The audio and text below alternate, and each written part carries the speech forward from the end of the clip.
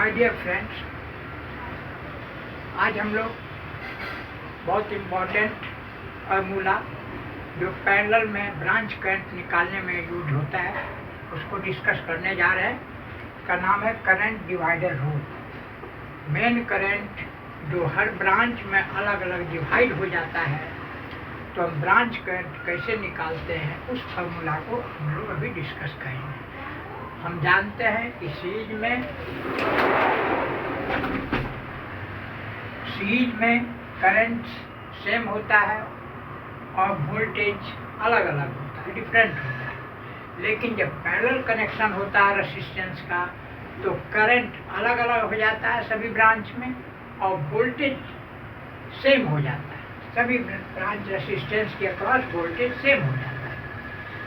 उस हालत में हम ब्रांच करंट कैसे निकालते हैं? यह फार्मूला तब सबसे ज़्यादा एप्लीकेबल होता है जब हमको सप्लाई वोल्टेज मालूम नहीं हो और टोटल करंट और रेसिस्टेंस मालूम हो। ब्रांच रेसिस्टेंस और टोटल करंट मालूम हो, उस समय ब्रांच करंट कैसे निकाले हैं तो यह फार्मूला उस समय काफ़ी एप्लीकेबल और यूजफुल साबित होता है।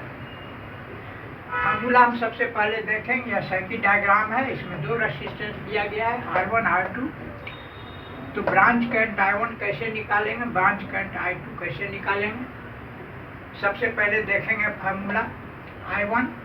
जब I1 निकालेंगे इस ब्रांच में तो total current multiply by R2 divided by R1 plus R2।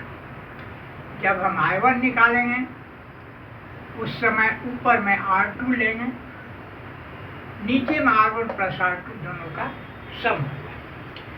I1 equal to I, total current I multiply by R2 divided by R1 plus R2।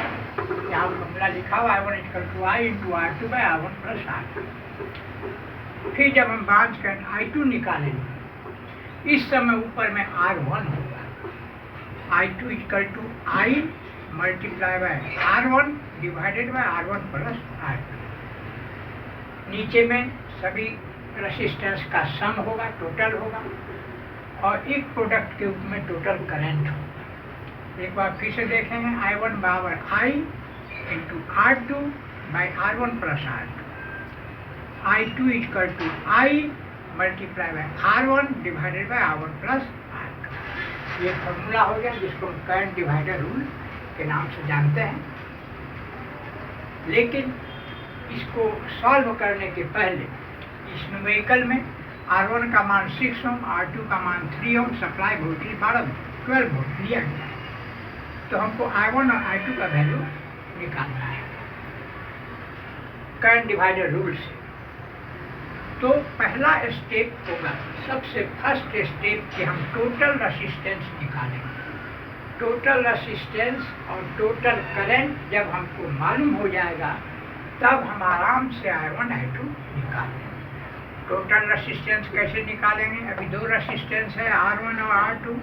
तो टोटल रेसिस्टेंस बराबर R1 into R2 divided by R1 plus R2।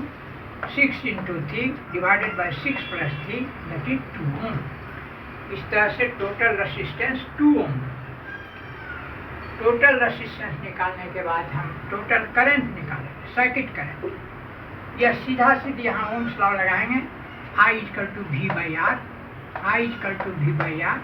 So I total equal to supply voltage divided by total resistance 12 volt divided by 2 जो हम अभी निकाले हैं total resistance. I2 equal to V by R T 12 by 2 6 ampere. Circuit current हमारा कितना निकल गया? 6 ampere निकल गया। अब दोनों निकलने के बाद हम काफ़ी आसानी से I1 और I2 को निकालेंगे। I के जगह पर हम यह टोटल करंट रखेंगे और I1 R2 हमको सब मालूम है। तो I1 इक्वल टू हो गया हमारा total current 6 ampere multiply by R2 3 ohm divided by 3 plus 6 9। इससे हमारा I1 निकलता है 2 एम्पियर। I1 निकल गया 2 एम्पियर। फिर इसी सेम फार्मूला से I2 निकालेंगे। I2 इक्वल टू I यानी 6 ampere multiply by R1 6 divided by 6 plus 3 इससे हमारा आ गया 4 ampere. 4 ampere I2, 2 ampere I1, ये ब्रांच करंट निकल गया। टोटल करंट 6 एम्पियर है। जब दोनों को हम जोड़ते हैं I1 और I2 तो 6 एम्पियर होता है। 4 ampere plus 2 ampere equal to 6 ampere, यानी इक्वेशन जो है इक्वल प्रूफ हो गया। I total equal to I1 plus I2। I1 is 2 ampere, I2 4 ampere equal to 6 ampere. ये हमारा यहाँ पर करंट इक्वेशन कंप्लीट हो गया। अब इसको हम डायरेक्ट ओम्स लॉ के द्वारा हम चेक करें।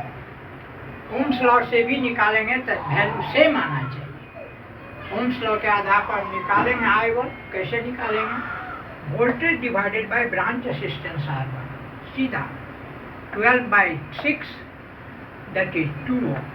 I1 इक्वल टू 2 ओम, जो पहले भी निकला था करंट डिवाइडर रूल से 2 ओम। फिर I2 direct Ohm's law 12 divided by 3 it is 4 ampere. 12 divided by 3 it is 4 ampere.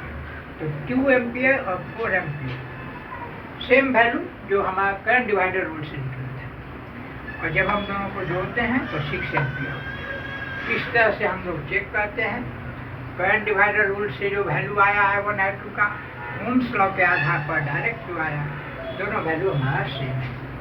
लेकिन यह करंट डिवाइडर रूल तब काफ़ी यूजफुल हो जाता है जब हमारे पास ये वोल्टेज नहीं है, टोटल करंट है और ब्रांच रेजिस्टेंस। टोटल करंट और ब्रांच रेजिस्टेंस के हेल्प से हम I1 I2 निकाल सकते हैं। अब मान लिया कि हमारे पास 3 रेजिस्टेंस है। 3 रेजिस्टेंस है, उस समय हम क्या करें, कैसे निकालें? तो 2 रेजिस्टेंस का टोटल रेजिस्टेंस निकाल लेंगे, एक रेजिस्टेंस को छोड़ देंगे। 2 का टोटल निकाल लेंगे, तो टोटल निकालने के बाद फिर हमारे पास 2 रेजिस्टेंस का सर्किट हो गया।